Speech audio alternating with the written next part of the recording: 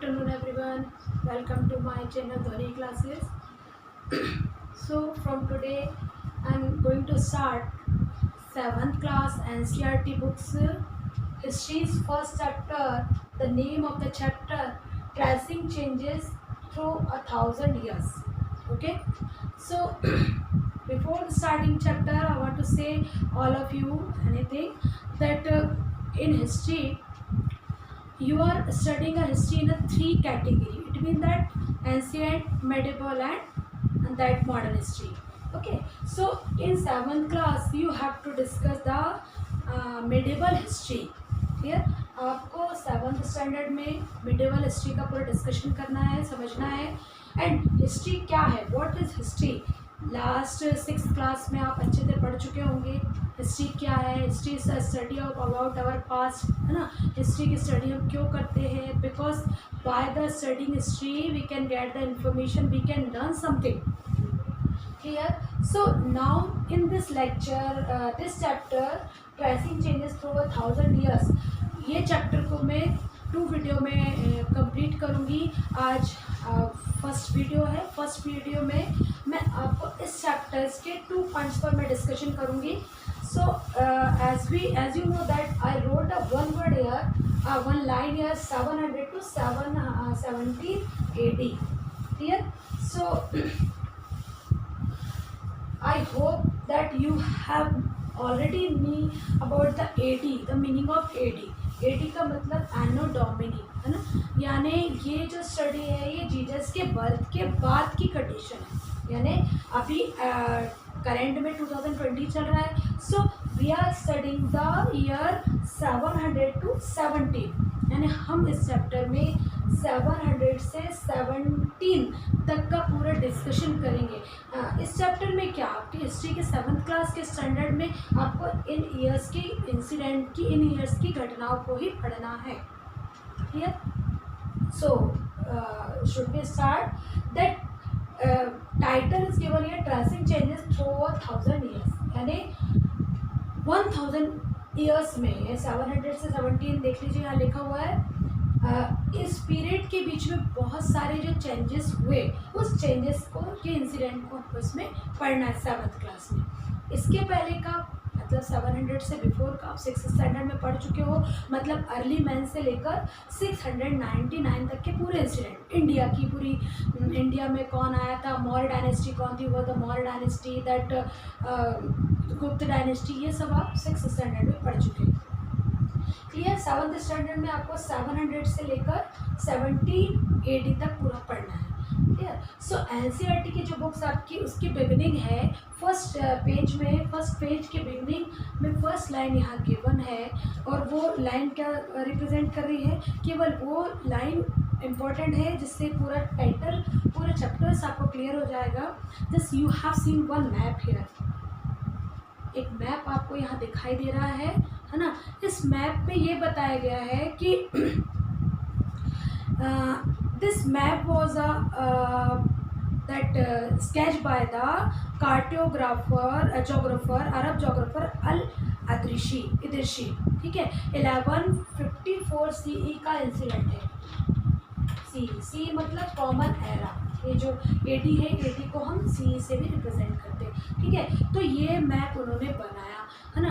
अब ये मैप क्या था, उससे रिलेटेड इंसिडेंट क्या है, ये सब हम आगे इस चैप्टर में, इसके आगे के जो भी चैप्टर्स हैं इसमें आपको 7th क्लास में पूरा पढ़ेंगे. ठीक है. और ये पूरा वर्ल्ड मैप है. It is not a India map, है ना. It is that the world map sketch, है ना. सो इससे एक चीज़ और, एक क्वेश्चन और आता है कि जो मैप कौन होते हैं, मैप जो बनाते हैं उन्हें क्या कहते हैं, या मैप जो ड्रॉ करते हैं उन्हें क्या कहते हैं. सो कार्टियोग्राफर, है ना. इसमें लिखा हुआ है कि कार्टियोग्राफर जो है वो क्या करते हैं, मैप को स्केच करने का काम करते हैं. वो यहाँ पर स्टार्टिंग में बताया गया. ठीक. अब उसमें ये भी आगे ये दिया हुआ है. Now see next map. Next map India का पूरा डिटेल में दिया है कि इंडिया कैसा था, श्रीलंका उससे ऐड था, पाकिस्तान ऐड था या नहीं था, अफ़गानिस्तान ऐड था या नहीं था. ये जो इंडिया का मैप है इसमें आपको देखने को मिलता है. ठीक है. So now I think I have to start the lecture by this introduction. India में क्या हुआ कि 700 से 17 AD का पढ़ रहे हैं। सो बिफोर 700 यानी 600 तक यहाँ पर बहुत सारी डायनेस्टीज़ ने रूल किया, गुप्त डायनेस्टी, नंद डायनेस्टीज़, है ना। और 700 से 17 के बीच में जो चेंजेस आए थे वो चेंजेस क्या थे, है ना। और चेंजेस की इन्फॉर्मेशन हमें कैसे मिली। सो पहले हम इन्फॉर्मेशन या रिसोर्स समझ लेते हैं। हमें जो इन्फॉर्मेशन मिली वो मिली लिटरेरी रिसोर्स से। Secondly we get the information by the archaeological resource. Archaeological resource यानी हम जब टेकिंग आउट करके कुछ उसमें प्राप्त करते हैं और कुछ मैन्युस्क्रिप्ट से ये सब देखने को मिलते हैं, that is called archaeological resource. ठीक है। So first topic is given here new and old terminologies, यानी इसमें हमें ये समझना है कि इंडिया नाम कैसे पड़ा।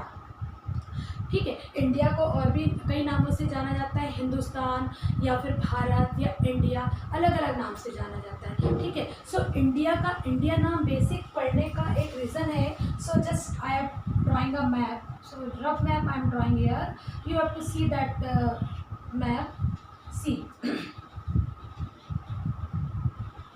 Okay, clear. The another part of India, and Indus River is flowing from here. So Indus River यहाँ से निकलती है और यहाँ पाकिस्तान से होती हुई निकल जाती है.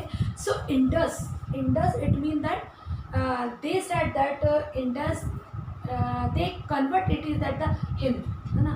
उन्होंने क्या नाम दिया, हिंद से, और हिंद में रहने वाले हिंदुस्तान. सो ये जो टर्मोलॉजी आई है हिंदू, हिंदुस्तान, ठीक है. सो ये जो वर्ड्स है या नेशन स्टेट, इंडिया, ठीक है, अलग अलग तरह से अलग अलग लोगों ने दिया. जैसे आप एक फेमस पोएट है आमिर खुसरो का नाम आप सभी ने सुना होगा, है ना. आपकी बुक में दिया हुआ है कि आमिर खुसरो ने हिंद वर्ड यूज़ किया था. ठीक है. सो ये न्यू एंड ओल्ड टर्मोलॉजी में इंडिया के डिफरेंट नेम को कैसे कैसे डिफाइन किया गया है वो बताया. अभी हम दिल्ली सल्तनत पढ़ेंगे.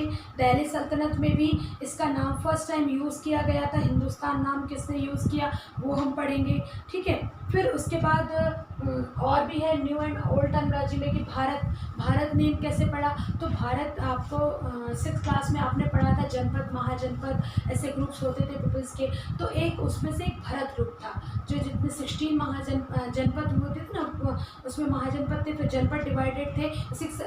आपको इससे रिलेटेड जो भी क्वेश्चंस हो वो आप 6th क्लास की वीडियो में देख सकते हैं. मैं 6th क्लास की वीडियो डालूंगी इसमें कि जनपद महाजनपद कौन हुआ करते थे. तो एक भरत नाम का एक ग्रुप था. ठीक है. उससे ही इंडिया का नाम भारत पड़ा है. नए टर्मोलॉजी में भारत नाम पड़ा. ठीक है. सो ये इंडिया का नाम कैसे पड़ा ये आपके समझ में आ गया. Second, historians and their sources. Okay. So ये जो 100 ईयर्स में चेंजेस हुए, तो हिस्टोरियंस एंड देयर सोर्सेज यानी we can get the information about the India by the travellers who came in our country. Like I am giving the example Hiuen Tsang, है ना.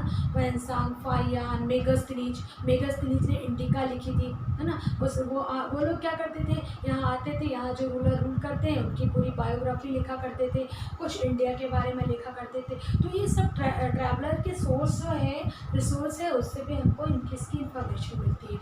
दूसरी बात, हमें और भी जो इन्फॉर्मेशन है वो कैसे मिलती है, वो मिलती है आर्कियोलॉजिकल रिसोर्स से, कुछ मैन्युस्क्रिप्ट से मिलती है ना. और आर्कियोलॉजिकल रिसोर्स से हमें क्या से इन्फॉर्मेशन मिलती है कि जब हम खुदाई में प्राप्त करते हैं, जैसे इंडस वैली सिविलाइजेशन का 6th स्टैंडर्ड में पढ़ा होगा, है ना. और नहीं पढ़ा है तो आप उसकी वीडियो भी देख सकते हैं 6 की. उसमें क्लियर रहता है कि जो इंडस वैली सिविलाइजेशन था, वेल डेवलप्ड सिविलाइजेशन था. उसमें लोग जो है आज जितने स्टैंडर्ड से हम रहे उससे बढ़िया स्टैंडर्ड से रहा करते थे. बढ़िया नक्काशीदार ईंटों का उपयोग करता था, उनके हाउस किए जाते थे हाउस बनाने में. तो इस तरह से जो चेंजेस हुए हैं, है ना, वो सारे चेंजेस उनके हमें कैसे पता चलते हैं, how can we get the information by the source, archaeological sources. ठीक है. अच्छा, ये सब चीज़ें कुछ तो ऐसे हैं जो स्टोन्स में भी कुछ ऐसे कुरेद कर लिखे जाते हैं, वो सब तो इन्फॉर्मेशन हम ले लेते हैं. बाकी कुछ चीज़ें जो है वो लाइब्रेरीज़ में और आर्चिव्स में रखी हुई है. आर्चिव्स और लाइब्रेरीज़ क्या है, यानी ये अभी जैसे आप म्यूज़ियम चले जाइए, म्यूज़ियम में बहुत सारी जो हिस्टोरिकल थिंग्स आपको देखने को मिलती है, उससे आपको ये सारी इन्फॉर्मेशन पता चलती है. So student, I think I should complete today's lecture because half lecture is completed, otherwise video बहुत बड़ा हो जाएगा.